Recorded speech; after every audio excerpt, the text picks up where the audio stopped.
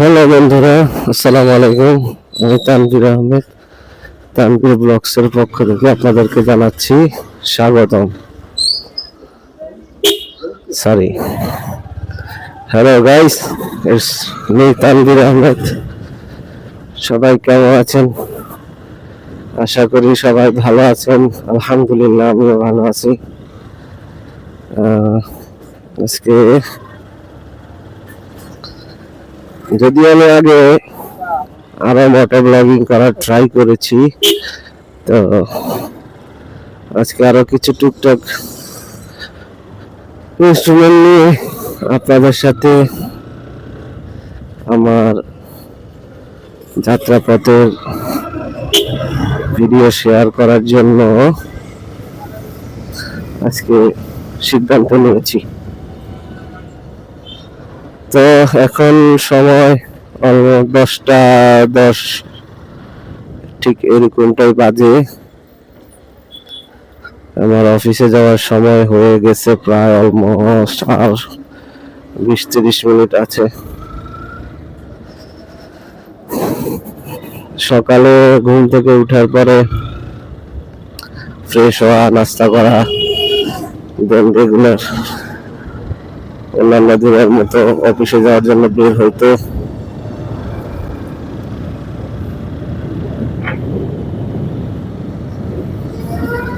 ভাল লাগে। আমার বাসা থেকে মোটামুটি 1-2 কিলো রাস্তা, 2 কিলো হবে কিনা, 2 থেকে 3 কিলো হবে। এই রাস্তাটা আমার খুব ভাল লাগে। এই জন্য ভালো লাগে কারণ এটা পুরোটাই ফাঁকা থাকে। তারপরে বাকি সামনের রাস্তাগুলো তো দেখবেন কি অবস্থা। এই রাস্তাটা গুণমান ভালো, পাশাপাশি ফাঁকাও থাকে। কারণ ফাঁকা রাস্তায় বাইক চালানোর মজাটাই আলাদা।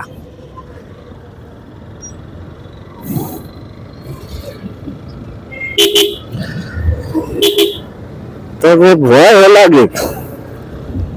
লাগে এই যে অটো ভাইয়েরা আছেন, বিশিষ্ট অটো চালক যারা আছেন, এই যে একজন ভদ্রলোক যার যেখান দিয়ে ইচ্ছা ওখান দিয়ে বের হয়ে আসে, যার যেদিকে মন নেওয়ার ইচ্ছা মন নিয়ে ফেলে। তো এই যে এই হলো অবস্থা। দোষ দেয় অটো, কিন্তু অটো তো চালায় আমাদের মতো মানুষই, কিছু বলার থাকে না আর কি। আর বাংলাদেশে আপনার যারা গাড়ি বা বাইক চালায়, মানে লাইসেন্স পাওয়ার পরে, আমি মনে করি বাংলাদেশের লাইসেন্স যারা পায় অ্যাকচুয়ালি বা দীর্ঘদিন ড্রাইভ করে, তাদের ইন্টারন্যাশনাল ভাবে সব দেশের গাড়ি চালানোর একবারে কি বলে লিগ্যাল বৈধতা দেওয়া উচিত। মানে বাংলাদেশের লাইসেন্স থাকলেই হলো ভাই। কারণ ভাই বাইক তো ঠিক আছে, 2 চাকার জিনিস, যারা গাড়ি চালায় আমি তো মাঝে মাঝে অবাক হই যে গাড়ি গলির মধ্যে বা মেইন রোডে যে মানে মেজারমেন্ট করে ওনারা এক একজন চালায়, সত্যি ভাই মানে আমাদের মানুষগুলোর মধ্যে যথেষ্ট কোয়ালিটি এবং স্কিল আছে। কিন্তু দুর্ভাগ্য হলো সত্যি যে আমরা কম আর বেশি সবাই চাই যে কি বলবো, যে মানে বুঝি বেশি আর কি। আমাদের এই মানুষ আমরা যারা আছি, তারা আমরা বেশি বুঝতে গিয়ে দেখা গেছে আমাদের অনেক কিছুই হারায় ফেলতে হয়। আর সততার কথা ও তো বাদই দেই। আমি ভাবি আমার 10 জনের মধ্যে 8 জন ঠকাইতেছে, সো আমি বা কেন ভালো থাকবো? ওই 8 জনের তো ঠকতে ঠকতে যখন আমার ভিতরে একটা রাগ হয় তখন আমিও চেষ্টা করি আবার অন্য কাউকে ঠকানোর। তো যাই হোক, এই কথাটা বলার একটা কারণ আছে। গতকালকে আমি মাছের বাজারে গেছিলাম সাপ্তাহিক বাজার করার জন্য, কালকে আমার ছুটি ছিল। তো সেখানে আপনার পচা মাছ দেখলে বোঝা যায় যে মাছগুলা পচা, কারণ ওগুলার কালার পরিবর্তন হয়ে গেছে। তো সেই মাছটাকেও সে বিক্রি করার জন্য ওই বিক্রেতা বিক্রি করার জন্য খুবই সুন্দর রূপ দেওয়ার জন্য সে মাছের সাথে সম্ভবত কালার প্লাস প্রিজারভেটিভ অ্যাড করতেছিল। তো আমি ওই মুহূর্তে আবার আমি কিছু মাছ কিনি, সে মাছ বাজারে তো কম আর বেশি আমরা সবাই জানি যে মাছ কুটার লোক আছে। সো তাদের দিয়ে মাছ কুটাচ্ছিলাম, দাঁড়ায় দাঁড়ায় দেখতেছিলাম। তখন দেখি যে এই লোক এই প্রকাশ্যে একদম এমন যে না যে কোনো মানুষজন ছিল না, সে আড়ালে বা করে, যদি আড়ালে হোক আর যেভাবে হোক তার কাজটা ঠিক না। আমার কথা হচ্ছে যে সে আড়ালে যদি করতো তাও একটা কথা, সে প্রকাশ্যে এই কাজ করতেছিল। সে মাছগুলোর মধ্যে এই বিষ বা কালার যেটাই হোক সেটা মেশাচ্ছিল। তো এটা আমি দেখি, তো দেখার পরে আমি সরাসরি তার কিছু বলি নাই, কারণ ভাই এখন মানুষ যে এগ্রেসিভ, আপনি বা আমরা সবাই এখন কম আর বেশি এই বিষয়টা জানি যে মানুষ এখন কি পরিমাণ এগ্রেসিভ। তো আমি এইভাবে কিছু বলি নাই, আমি জাস্ট যার মাধ্যমে আমার মাছ কুটাচ্ছিলাম তাকে বলতেছিলাম যে ভাই, আসতে বলতেছিলাম যে ভাই এই লোকটা মনে হয় অসৎ মানুষ। তো পট করে এসে তখনই আমার কথাটা মুখ থেকে টান দিয়ে বলতেছে, ভাই কিছু বলছেন, কি বললেন? তখন গিয়ে আমি তাকে বললাম যে আমি তো আপনাকে বলছি যে আপনি একজন অসৎ ব্যবসায়ী। পরে সে আমারে বলতেছে যে হ্যাঁ, আমি অসৎ ব্যবসায়ী কিভাবে? এইভাবে সবাই ব্যবসা করে, শুধু আমি না, আমি কোনোভাবে অসৎ ব্যবসায়ী না। আর পচা মাছ আমি আনছি, এগুলা কি আপনি কিনবেন? তখন আমি বললাম যে দেখেন ভাই, পচা মাছ আপনি আনছেন, তাইলে মানে পচা মাছ আনছেন যেহেতু, আপনার মতো মানুষ যেহেতু কিনছে, তাহলে এরকম কেউ না কেউ আছে অবশ্যই, হয়তো তার কোনো না কোনো উপায় আছে পচা মাছকে ব্যবহার করার, তো সে সেভাবে ক্রয় করবে। কিন্তু আপনি পচা আরে ভালো করার জন্য আপনি রং মেশাবেন, আবার বলবেন যে আপনি অসৎ ব্যবসায়ী না। তো মোটামুটি সে আমার সাথে অনেক তর্ক করে। লাস্টে আমি যখন দেখলাম যে সে চুরি তো চুরি আবার সেনা চুরিও করে, তখন আমি তার নামে ভোক্তা অধিকারে কমপ্লেন করি। এজ এ নাগরিক হিসেবে আমার কাছে মনে হলো যে এই কাজটা মোটেও সে ঠিক করেনি। ভাই, আমরা কম আর বেশি তো সবাই ভেজাল খাই, বাংলাদেশে ভেজাল না খেলে বরং আরো এই জিনিসে আমাদের কি বলে ইফেক্ট করে। এটা সত্যি কথা ভাই। এইখানে আপনার কি পাবেন যে জিনিসটা ভেজাল নাই? শাক লতা, রিসেন্ট আমি ওদিন লাস্ট ভিডিওতে দেখলাম যে ডাবের মধ্যে ভাই ভেজাল দেয় এই দেশের মানুষ। ডাব জিনিসটারও ছাড় দিল না ভাই। মানে আমাদের আসলে বললাম না ওই যে একটু আগে যে আমাদের ড্রাইভিং কৌশল অনেক ভালো, আমাদের প্রত্যেকটা, আমাদের দেশের প্রত্যেকটা মানুষের আমি মনে করি যে সুপার স্কিল আছে, কিন্তু ভাই দুর্নীতি, দুই নাম্বারি, ঠকবাজি, এই জিনিসগুলোর কারণে ভাই আমাদের বুদ্ধিটা সৎ পথে কাজে না লেগে অসৎ পথে কাজে লাগতেছে, যার জন্য আমাদের কোনো উন্নতি নাই। কি বলবো ভাই, যাই হোক, সকাল সকাল কালকে সারাদিন আসলে ব্যাপারটা আমাকে খুব ভাবাচ্ছিল যে মানুষ অন্যায় করে, ধরা খায়, সামনাসামনি করে, তাও তার মানে অনুভূতি হয় না যে আরে আমি তো একটা অন্যায় করছি, একটা গিল্টি ফিল হওয়ার একটা ব্যাপার আছে। উল্টা সে গর্বের সাথে সে তার অন্যায়টা সে করে যাচ্ছে। মানে মোট কথা হচ্ছে যে অন্যায় করছি না, এটা অন্যায় না, মানে নিজে নিজে একটা সার্টিফিকেট দিয়ে দিলে হলো। দেখছেন রাস্তাঘাটের অবস্থা কি, কথা আছে না যে জাতি রাস্তাঘাট যত উন্নত সেই জাতি তত উন্নত।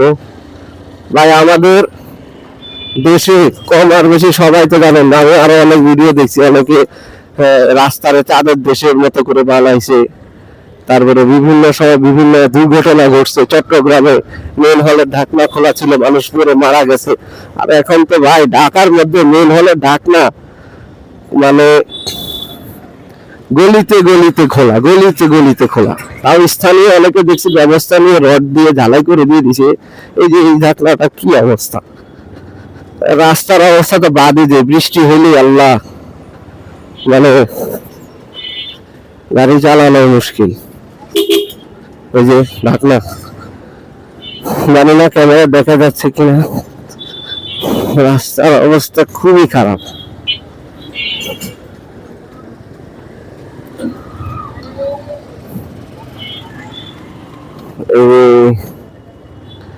এই হলো রাস্তা।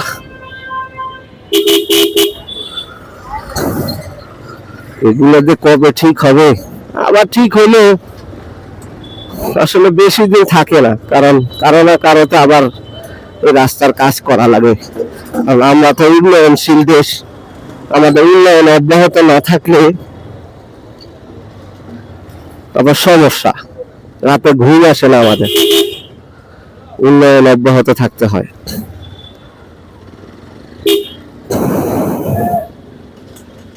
কি একটা ভাই রে ভাই, একটা অসুস্থ মানুষ নিয়ে যদি কখনো এই সমস্ত রাস্তা দিয়ে যাওয়ার চেষ্টাও করে কেউ, মানে আমি ভাবতে পারি না। তো যাই হোক, সামনে আসলে যাওয়ার মতো আর অবস্থা নাই, বাম দিক দিয়ে বেরোয় যাই, গলির ভিতর দিয়ে বেরোই। কি বলবো আল্লাহ, সব রাস্তা ভাঙা, সব রাস্তা, এমন একটা রাস্তা নাই যে এই রাস্তাটা একটু ভালো আছে।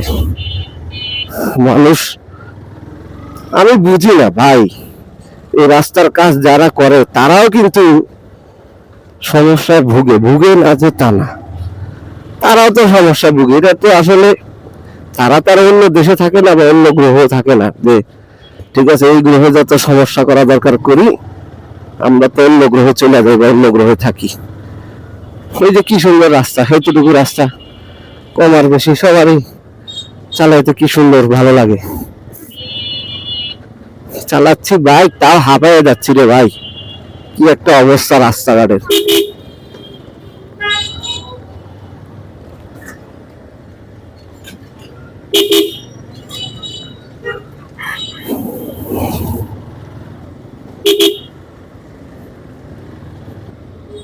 বৃষ্টি হলে প্রচুর কাদা হয়, কারণ রাস্তা কাটা মাটি, মানে তখন তো চালানোই অনেক কঠিন।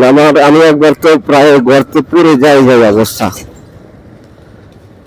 আবার যখন বৃষ্টি না হয়, যখন একদম অনেক রোদ, কড়া রোদ থাকে, তখন তো ধুলায় ধুলায় একাকার অবস্থা ম্যাক্সিমাম মানুষের বাংলাদেশে। আমি মনে করি, আমি জানি না, আমরা আমার ফ্যামিলি প্রায় আমরা 6-7 জন সদস্যের মধ্যে 4-5 জনেরই ডাস্ট অ্যালার্জি আছে। এই ডাস্ট অ্যালার্জিটা হয় কিভাবে? ডাস্ট অ্যালার্জিটা হয় আসলে আমরা অ্যালার্জি যুক্ত খাবার ততটাও খাই না, কিন্তু ডাস্ট অ্যালার্জিটা হয় মূলত এই ধুলা ময়লা থেকে। এত ধুলা ভাই, এত ধুলা হয় যেটা তো আসলে কাউকে ভাষায় বলাও লাগে না। অনেক সময় আছে দেখা যায় যে মানে আমার কালো চুল, চোখ, দাড়ি সব সাদা হয়ে যায় ভাই, এত ধুলা।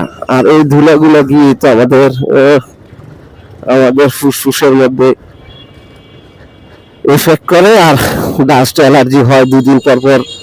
ঠান্ডা, কাশি, পলিপাস, নানা রকমের অসুস্থতা আমাদেরকে আঁকড়ে ধরে।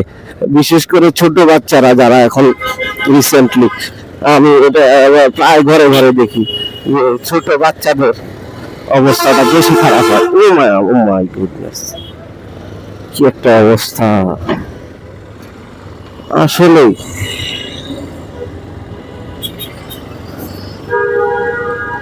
প্রত্যেকটা মানুষ, আমি বুঝি না মানুষ কে এমন করে, মানে 2 মিনিট কারো সহ্য হয় না। এই সিএনজি সে কিন্তু আগে ছিল, যেভাবে হোক আর একটু হলে বাসটা তারে চাপা দিত।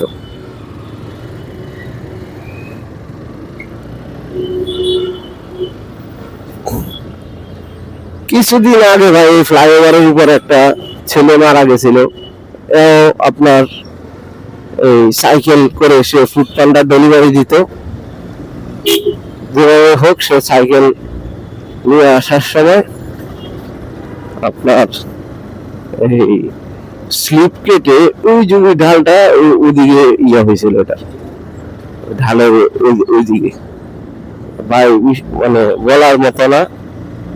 ছেলেটা স্পট ডেড, একদম যা ছিল পেটে সব বের হয়ে গেছিল।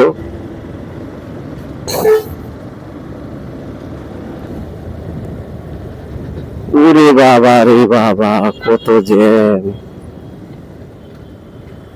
জ্যামের জন্য তো অবস্থা টাইট। তাই তো বলি উল্টা যাচ্ছে কেন? প্রাইভেট কারে এদিক দিয়ে বের হইতে পারবো?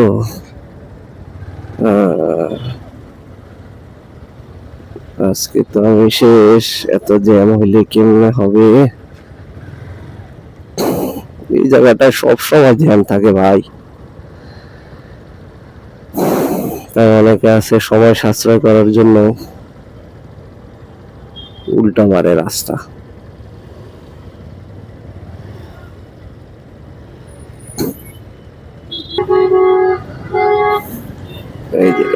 এই যে কি করে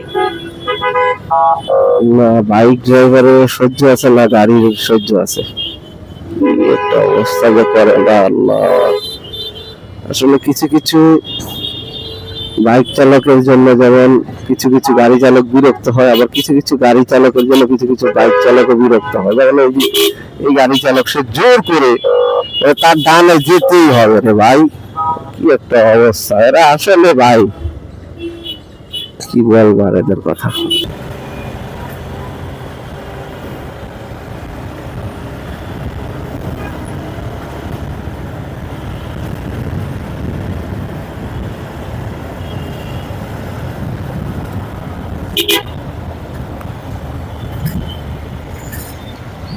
এই ফ্লাইওভারটার মধ্যে উঠলে ভালোই লাগে।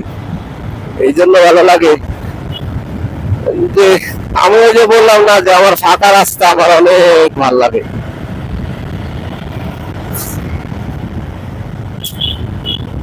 বাতাস,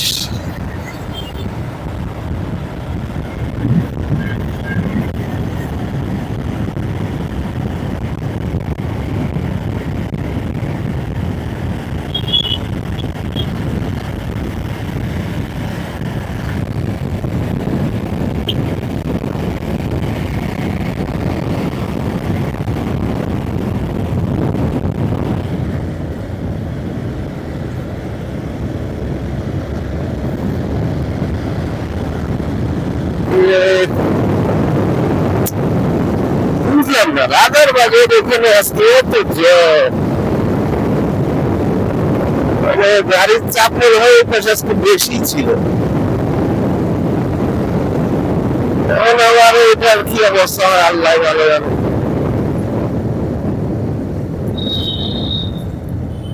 সিধে গ্লাস ভাঙা, দেখি পাবে যাই। ওকে ওকে,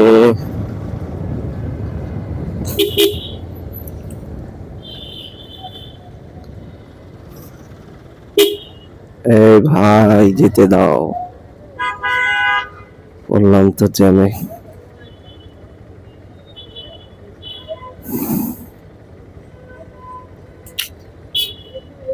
ধুর,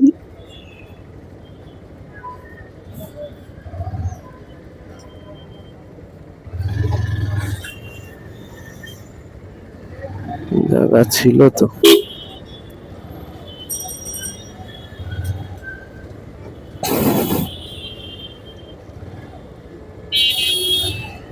যাওয়া যাবে, যাবে, যাবে না, যাবে না, যাবে না, যাওয়া যাবে না।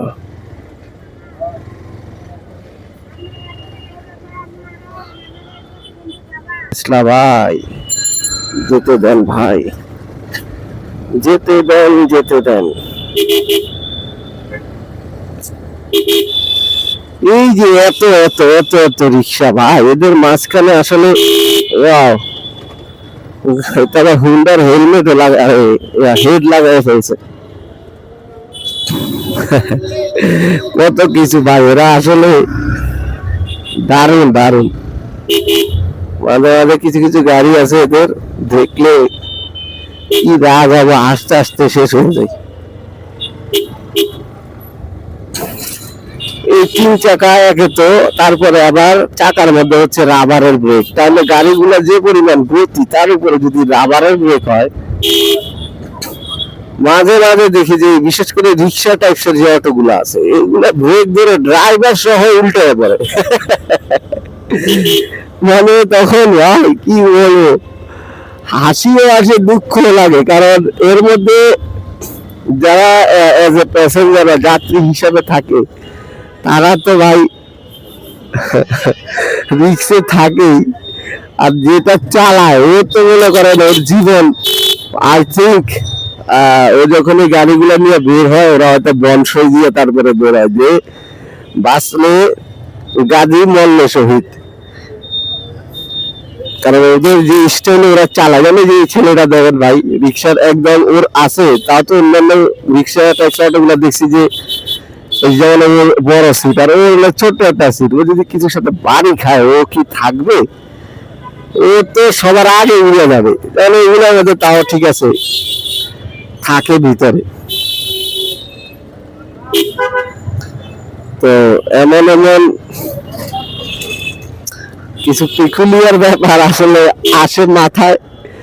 তার থেকে আসলে আমি ভাবছি যে না, ঠিক আছে, আমি তো আমার এই ব্যাপারগুলা একা একা এনজয় করি, এটা সবার সাথে শেয়ারও করি, কম আর বেশি অনেকে তো অনেক কিছু শেয়ার করে, তা আমিও শেয়ার করি।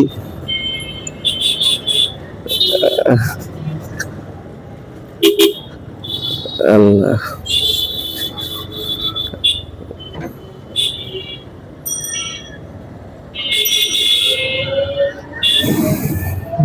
তারপরে কিছু কিছু জায়গায় এখন রিসেন্টলি ট্রাফিক পুলিশ ওনারা রাস্তা ব্লক করে দেওয়াতে ভালো হয়েছে।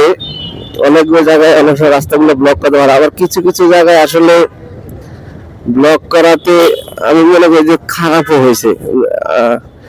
এটা শুধু আমার জন্য খারাপ হয়েছে বলে আমি বলছি, কারণ যে এই রাস্তাটা, এটা কোনোভাবে আসলে ব্লক করাটা ঠিক হয়নি, কারণ এইখানের কারণে ততটা জ্যাম ক্রিয়েট হইতো না।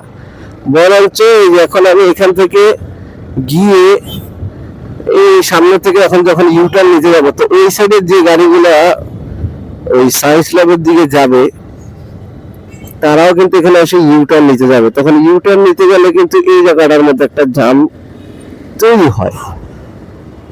তো কিছু জায়গা আমার মনে হয় ডিএমপির আরেকটু ভাবার দরকার ছিল, বিশেষ করে ট্রাফিক ইগুলাতে। ও আচ্ছা আচ্ছা আচ্ছা, যাক, এটা তা একটু বড় করছে ইউটার্নটা, মাঝখানে তো এই ইউটার্নটা একদম ছোট করে ফেলাইছিল, ওদিক থেকে বন্ধ করে দিছে না। এগুলা মূলত শুনছি যে এগুলা করে এই যে ভদ্রলোকদের জন্য, কিন্তু ওনাদের জন্য করে কি লাভ ভাই? ওনাদের জন্য করে এগুলো করে লাভ নাই তো। ওই রিক্সার জন্য ট্র্যাপ দিছে, কত কিছু দিছে, আমরা বললাম না, মানে আমরা হলাম বিশিষ্ট বুদ্ধিমান লোক, আমাদের মতো ট্যালেন্ট জাতি। আমার বিশ্বাস, এটা আসলে আমি ছোট থেকে এতদিন পর্যন্ত আমাদের যা যা স্টেপ গুলো দেখছি ভাই, আমার বিশ্বাস যে আমাদের মতো ট্যালেন্ট জাতি আর কেউ হইতেই পারে না, এটা অসম্ভব।